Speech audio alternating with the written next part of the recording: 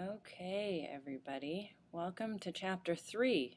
Some of you may notice that I'm in a different location. We're actually in the process of moving right now, and so you guys get a grand whirlwind tour of our move.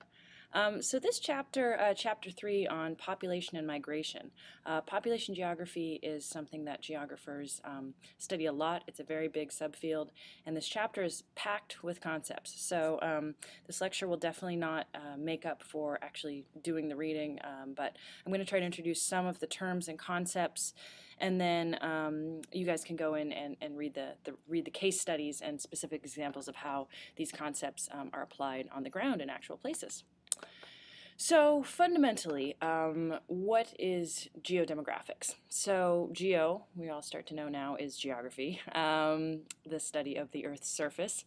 And demographics are characteristics of a population. So these include things like age, gender, education level, and basically the study of how these different variables change over the course of space and place is what geodemographics basically is. One sort of most fundamental way to look at geodemographics is this idea of population distribution versus population density. So population distribution is pretty much what you might expect it to be, where the population is and how it's concentrated. You can see in this map here, this is a map of global population density in 2005 with the more saturated darker red areas showing higher levels of population. And one thing you definitely notice from this map is that the bulk of the population of the Earth is concentrated in low-lying coastal areas. So despite there being sort of a large amount of land, the bulk of the population is definitely concentrated into certain regions. You can almost sort of see deserts by looking at the less populated regions, which take a lot more sort of infrastructure and work to be able to live comfortably in. So this concept of density, arithmetic versus physiological. So arithmetic density is basically how many people are in an area. So how many people per acre. So basically you just take the size of a region, you figure out how many people are there, divide one into the other, and you've got the arithmetic density. However, the physiological density is a concept that's a little bit more sophisticated, and basically physiological density is how many people there are versus acre of arable land. So again, this helps you understand sort of how easy or difficult it is for a population to exist in a certain region. So physiological density is generally a more sort of useful concept.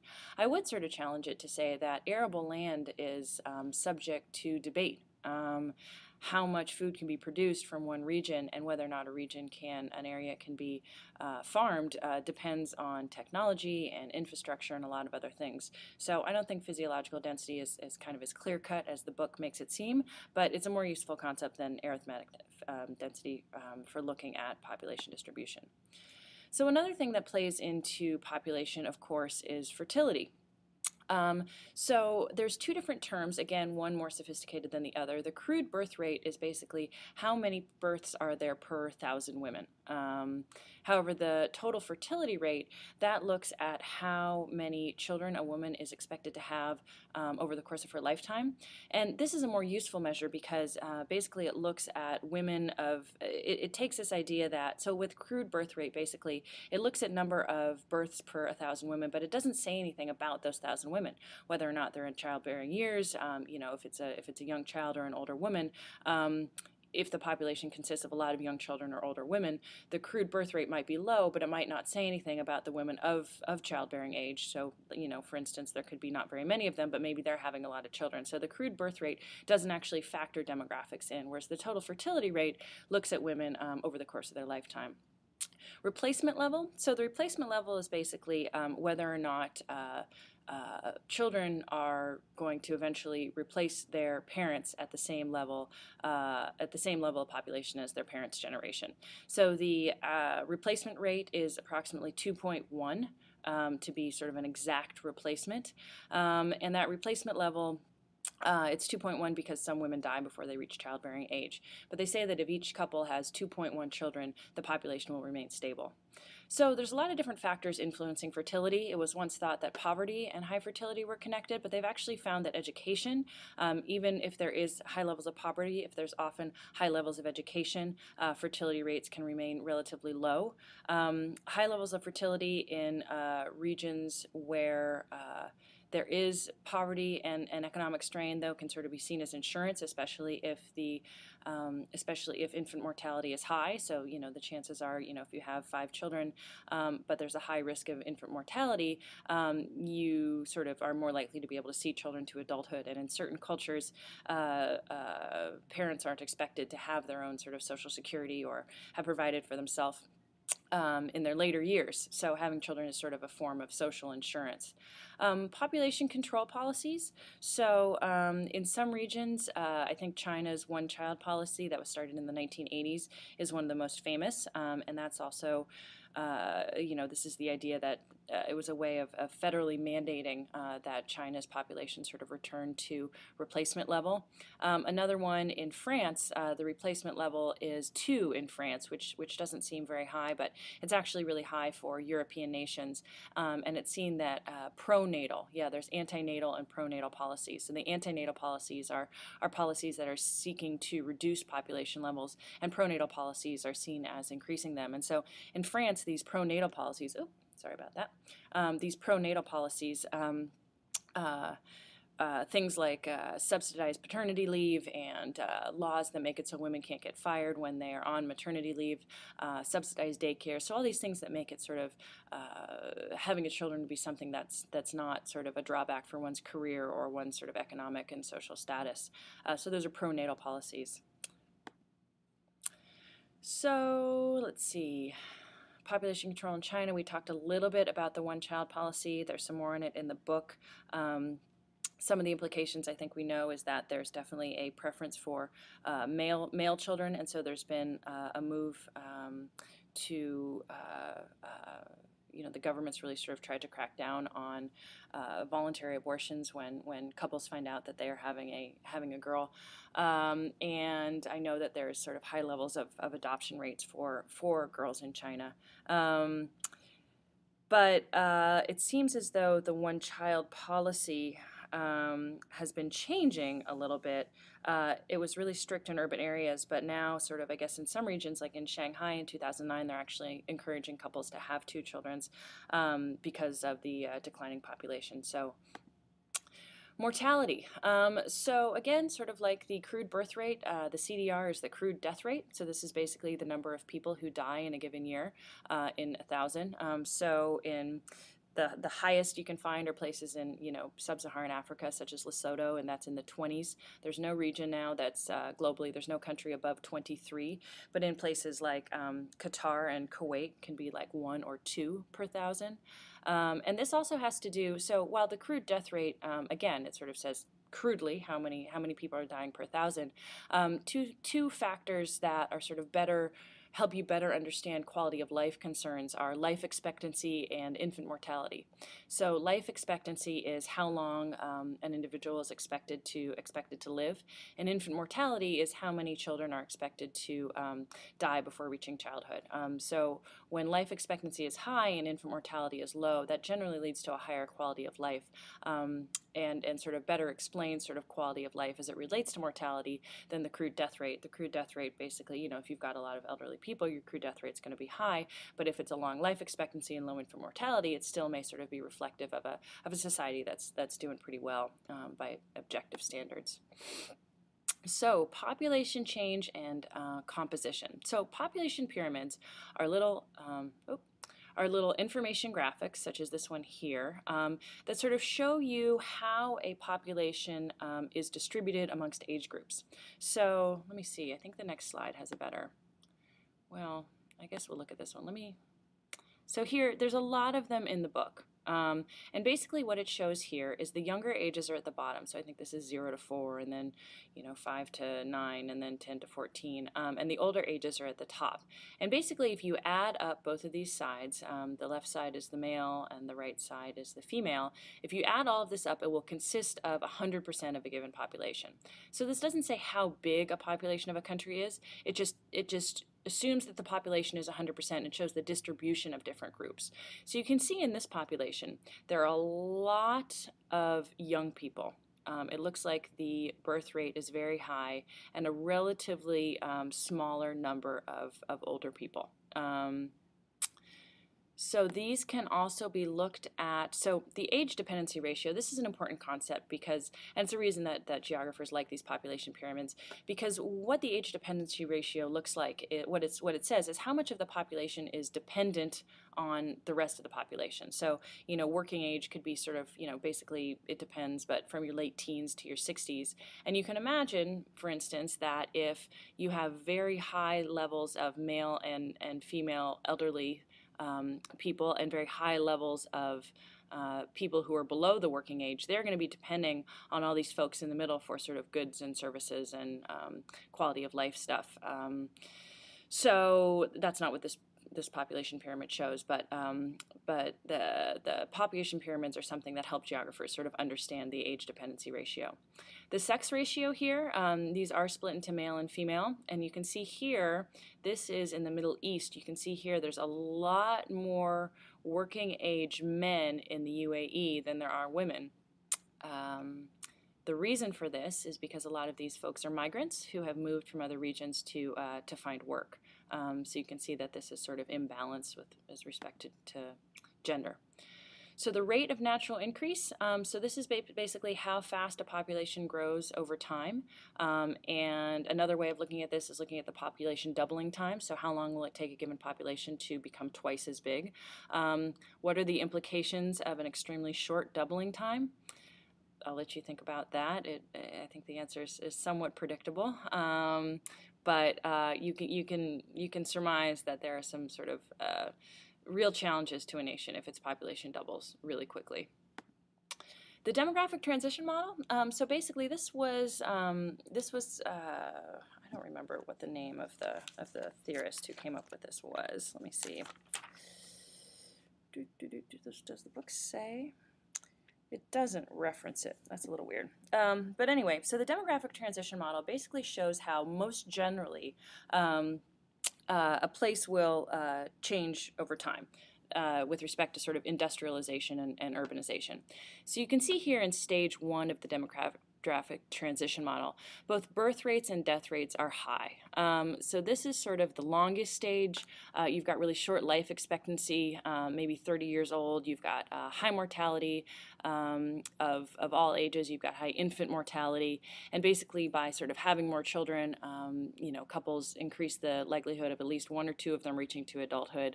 The quality of life is relatively low. There's not a lot of medical advances, and there's little increase in population because there's just high birth and high death.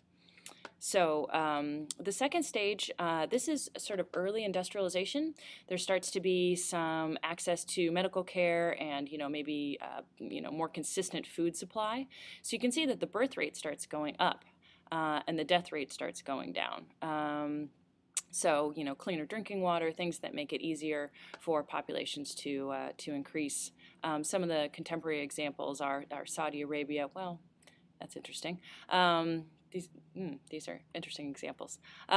So anyway, so Kenya, Guatemala, Pakistan. Now here in stage 3, you can see that countries sort of start to, the birth rates start to decline. Population sort of grows rapidly at first, but then becomes less and less. You can see that a high birth rate is not necessarily associated with a high quality of life.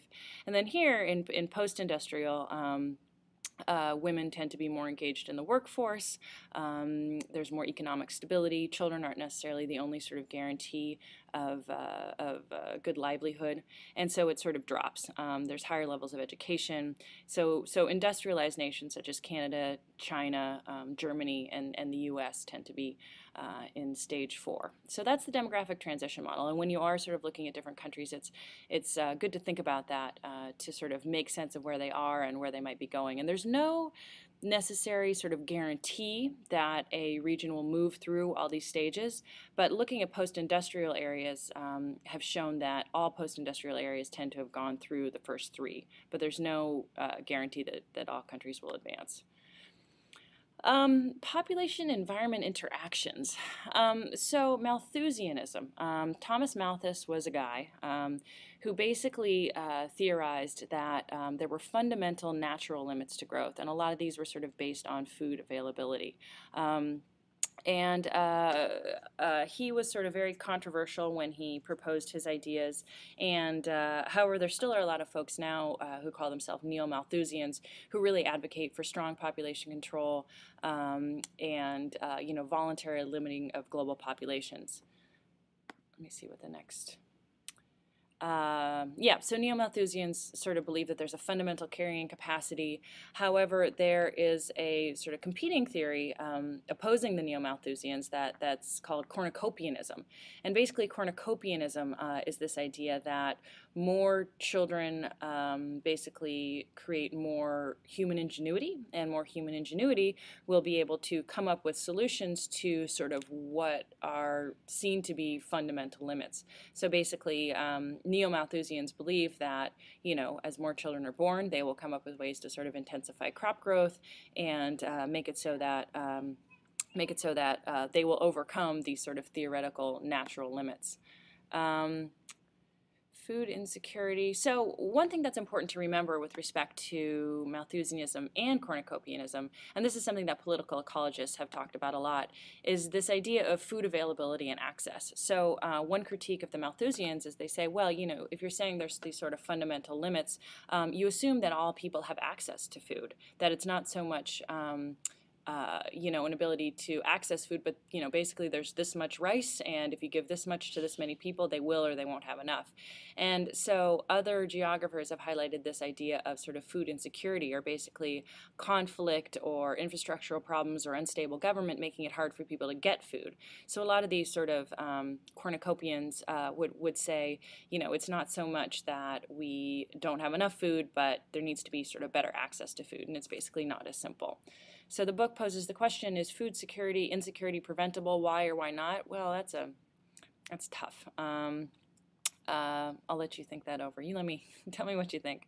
In short, I think that probably in certain places it is, depending on its causes, and in other places not so much. So migration. So some terms, migration versus circulation. So migration is when someone or a group of people move permanently, whereas circulation means somebody moves voluntarily to a region for a little while and then moves back. So you may circulate to school during the school year and then back to sort of where your family lives during the summer. Immigration versus emigration. Immigration is the number of people coming from another region in, and emigration is the number going out. Net migration is basically immigration plus minus emigration. So it can be either positive or negative depending on the reason. And forced versus voluntary migration. So some people are actually forced out of their home country for whatever reasons and become refugees. Whereas voluntary migration indicates that the individual has chosen to leave their region. Now, push and pull factors. Yeah, I'm going to talk about push and pull factors in terms of, I think his name is Lee. Let me look. Everett Lee, yeah. So this is his sort of migration theory, and he talks about how push and pull factors have a lot to do with why people move. So push is sort of what is it about your home region that is pushing you out. So this could be an inability to find work, being away from family, environmental consequences such as maybe flooding or storming, and pull factors are what are drawing you to a different region. So I would say that the area of origin in Everett Lee's migration theory would be sort of the push factor. So what is it about that area of origin that's pushing you out? Area of destination, what is it about that destination that's pulling you? But he also adds these two other factors which I think are really important. One of them is intervening obstacles. So you might definitely want to leave your home region. The thunderstorms are terrible and all your clothes are wet, and you might really want to go to sunny California, but you have intervening obstacles. Maybe plane ticket costs are extremely high, and so that's going to get in the way of you moving to your area of destination. And these intervening obstacles, conversely, they can be sort of facilitating this migration. So let's say plane tickets become really cheap, so it becomes a lot easier. So these obstacles, obviously plane tickets are only part of it. Let's say you want to move from one country to another. The ability to get a green card is obviously a huge one.